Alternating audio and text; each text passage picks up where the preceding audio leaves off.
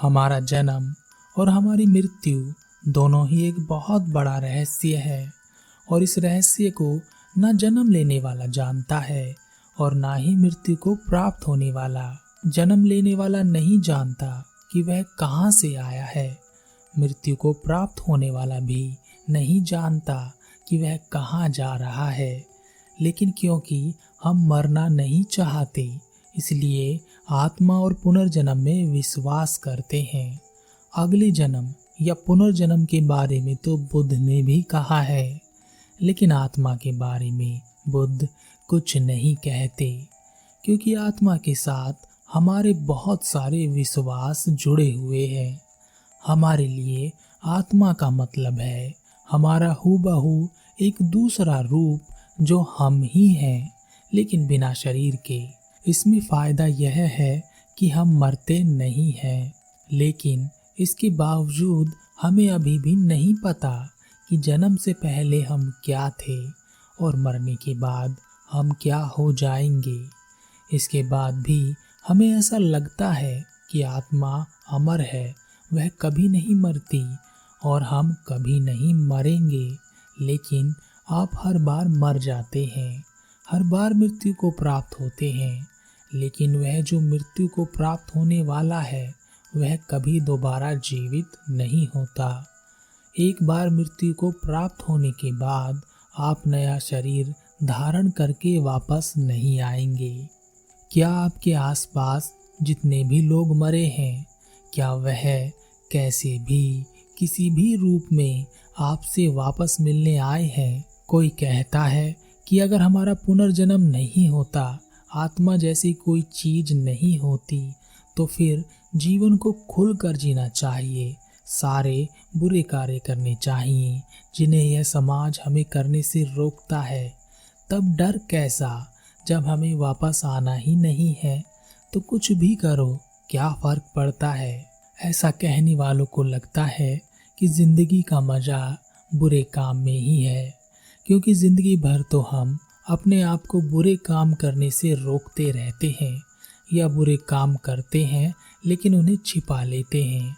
वास्तव में हमें लगता है कि बुरे काम करने से आनंद मिलेगा, मजा आएगा, लेकिन यह एक ऐसी दलदल है, एक ऐसा नर्क है जिसमें उतरने के बाद ही पता चलता है कि हम एक ऐसे नर्क में आ गए हैं जहां से निकलने का कोई दूसरा रास्ता नहीं है। और यह जो कीमती जीवन आपको मिला है, अब यह नष्ट होने वाला है।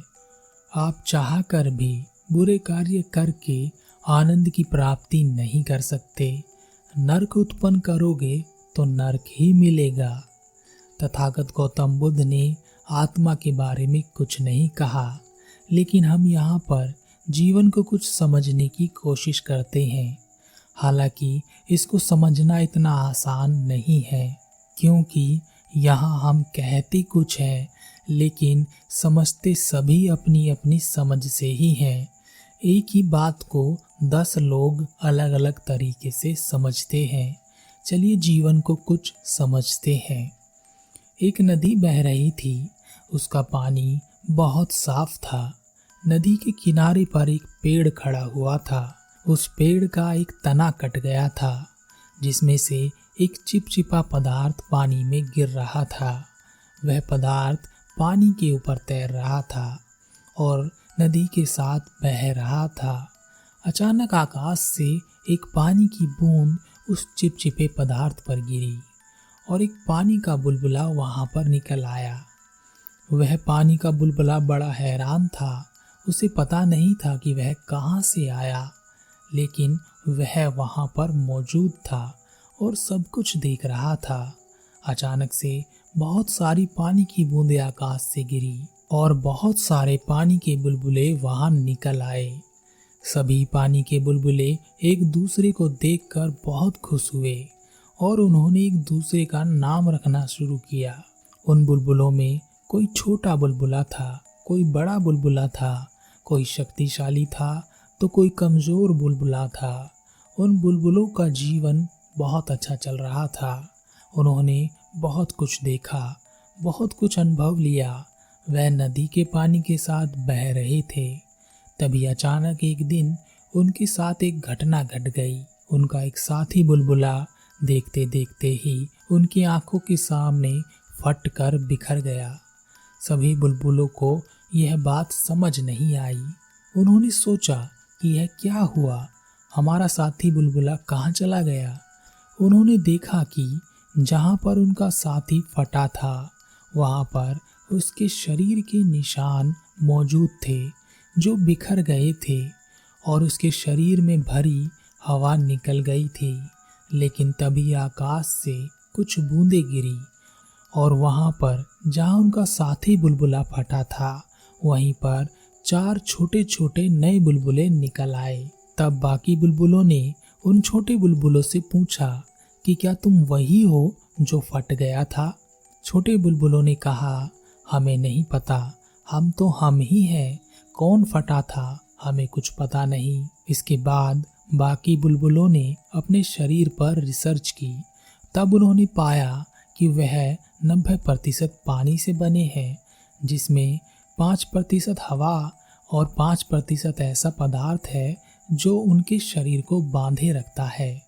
अपने शरीर के बारे में बहुत कुछ जानने के बाद भी वह यह नहीं पता कर पाए कि वह कहाँ से आते हैं और फट कर कहाँ चले जाते हैं।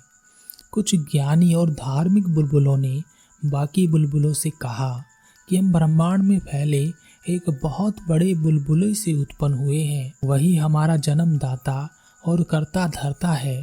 वह शक्तिशाली है। वह ना तो कभी जन्म लेता है और ना ही वह कभी फटता है। वह इतना बड़ा है कि कोई उसे देख भी नहीं सकता। वही हमारा ईश्वर परमेश्वर है। हमें उसकी भक्ति करनी चाहिए, अच्छे कर्म करने चाहिए ताकि हमें मुक्ति मिल सके और हम उस परम बुलबुले में शामिल हो सकें। उन्होंने कहा, जब हम फट जाते हैं तब हम में से एक हवा निकलती है और वह हवा हमारा ही रूप है, हमारी ही आत्मा है और हम वापस फिर से एक नया बुलबुला धारण कर वापस आते हैं। हमारा पुनर्जन्म होता है। बाकी बुलबुलों को धार्मिक बुलबुलों की बात अच्छी लगी और उनमें से ज़्यादातर बुलबुले धार्मिक होकर परम बुलबुले की भक्ति करने लगे और कुछ बुलबुले नास्तिक रह गए। उन्होंने कहा, ईश्वर जैसा कुछ नहीं है, यह सब एक ढोंग है। धीरे धीरे एक एक करके पुराने बुलबुले फटते और उनकी जगह दूसरे बुलबुले आ जाते।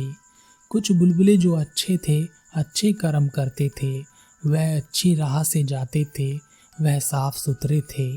कुछ बुलबुले जो बुरे कर्म करते थे, बुरी राह से चलते थे, वह गंदे नजर आते थे। इन बुलबुलों को कभी पता नहीं चल सका कि वह कहाँ से आते और कहाँ फटकर चले जाते हैं। अब इस बात को थोड़ा समझें और ध्यान से देखें। इन बुलबुलों का शक्ति स्रोत वह पानी जिसमें वह पनप रहे हैं, जीवन धारण कर रहे हैं, वही इनका ईश्वर है, वही इनका शक्ति स्रोत है। लेकिन यह सभी बुलबुले अपने ईश्वर से, अपने शक्ति स्रोत से अनभिज्ञ है।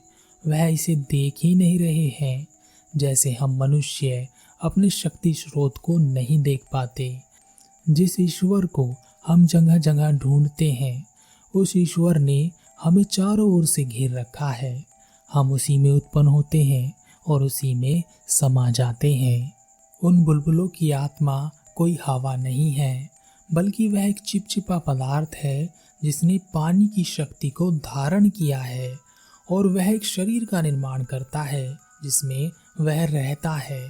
और जब वह बुलबुला फटता है तब वह मुक्त होकर पानी की सतह पर तैरने लगता है और जब वापस हवा उस चिपचिपे पदार्थ में जाती है तब एक नए बुलबुले का जन्म होता है। लेकिन तब भी यह नया बुलबुला पुराना बुलबुला नहीं होता, यह अलग है, जबकि इसका जीवन स्रोत वही है जो पुराने बुलबुले का था। फिर भी यह वह नहीं है। और अगर उस पुराने बुलबुले ने फटने से पहले बुरे कर्म किए होंगे तो उस चिपचिपे पदार्थ ने उस बुराई को अपने भीतर धारण कर लिया होगा, और अच्छे कर्म किए होंगे तो उस चिपचिपे पदार्थ ने अच्छाई को धारण कर लिया होगा। इसी प्रकार जब हम मृत्यु को प्राप्त होते हैं तो हम में से एक ऊर्जा मुक्त होती है। यह ऊर्जा हमारे द्वारा किए गए जीवन भर के कर्मों को भावनाओं के रूप में सुरक्षित रखती है। लेकिन याद रहे, यह आप नहीं है, क्योंकि आप कई चीजों का एक संगठन है जिसमें यह ऊर्जा भी शामिल है, जिसे चेतना कहते हैं। इसे आप शक्ति भी कह सकते हैं और यह अपने में निहित भावनाओं के अनुसार फिर से किसी शरीर को ऊर्जा प्रदान करती है। कहानी को थोड़ा आगे बढ़ाते हैं। उन बुलबुलों में से एक बुलबुला चिंतनशील था, विचारशील था। उसमें अपने आप को जानने की प्रबल इच्छा थी। तब उसने अपने ऊपर ध्यान केंद्रित किया। धीरे धीरे वह अपने भीतर उतर गया। तब उसने जाना कि वह कई चीजों का संगठन है। वह अपने बाहरी रूप से अंतर की ओर मुड़ते हुए अपनी ऊर्जा स्रोत की ओर पहुंचा, जो वह चिपचिपा पदार्थ था। उसे लगा कि वह वही पदार्थ है, उसका अस्तित्व उसी पदार्थ से है। लेकिन वह रुका और उसने ध्यान दिया कि अगर मैं यही पदार्थ हूँ तो वह कौन है जो इसे खोज रहा है। जैसे ही उसके भीतर यह सवाल उठा, उसका संगठन बिखर गया। वह चिपचिपा पदार्थ निर्जीव हो गया और उसमें से पानी अलग हो गया और वह कह उठा, मैं यही हूँ, यही तो है मेरा रूप। और ऐसा कहते ही वह बुलबुला पानी हो गया, नदी में मिल गया। अब वह कहीं नहीं था, लेकिन पूरी नदी में वही था, हर जगह वही था। और अब वह वापस नहीं आ सकता था। उसके फूलने और फटने का चक्र टूट गया था। हमारे फटने या कहें कि हमारे मरने या कहें कि हमारी मृत्यु पर हमारे शरीर से जो शक्ति मुक्त होती है या निकलती है, वह एक ऊर्जा पुंज है। जब कोई अपने आप को पहचानता हुआ इस तक पहुंचता है, तब उसे लगता है कि मैं यही हूँ। लेकिन जब कोई यहाँ पर भी नहीं रुकता और अपने आप को पहचानता हुआ इससे भी आगे बढ़ता है, तब यह ऊर्जा पुंज टूटकर बिखर जाता है और शरीर महापरिनिर्वाण को प्राप्त हो जाता है। और जिस ऊर्जा से यह पुंज बना हुआ था, वह वापस अपनी ऊर्जा स्रोत में लौट जाती है और इस ब्रह्मांड में निहित हो जाती है। और अंत में एक बात ही मैं कहना चाहूँगा कि बुद्ध ने कहा है, अपदीप भव, अपना दीपक स्वयं बनो या अपना दीपक स्वयं प्रकाशित करो। मेरे या किसी के कहने में मत आना।